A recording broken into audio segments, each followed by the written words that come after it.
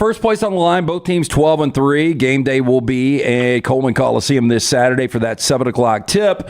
I said earlier, I think Alabama's going to be a slight, 2.5 point favorite over Tennessee. We saw what Tennessee did earlier this year in Knoxville, thumping Alabama by 20. But how do you see the rematch playing out with first place at stake?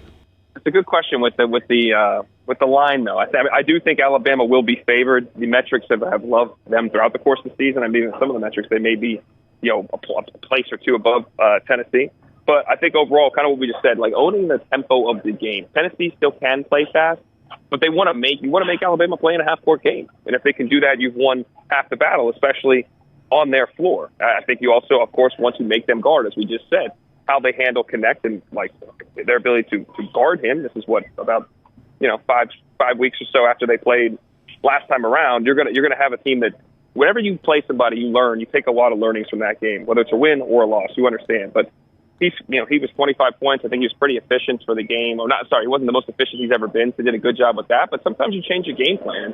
I know last night you watched Auburn. They tried at times to not help off of him and make especially the first half, make other guys beat you. And you kind of like that approach. You wonder if what Nate Oates will do here from a schematic standpoint is try to slow down a guy that just had 39. Because you do take that game tape and try to break it down and try to understand what we can do better, how we need to operate better within the course of a game. And I think ultimately it's going to come down to pace. Can Alabama own the tempo? Can that building impact guys? And it always is on the road. Where are the other dudes stepping up for Tennessee? I think you know what you're going to get from Connect. I thought Jonas Aidoo, he's been good. Guy, he catches within 15 feet with his feet set. He's making that jumper. It is remarkable how effective he is at knocking down a shot in that kind of short space. Shapes up well. In addition to that, but who are the other guys that are going to step up?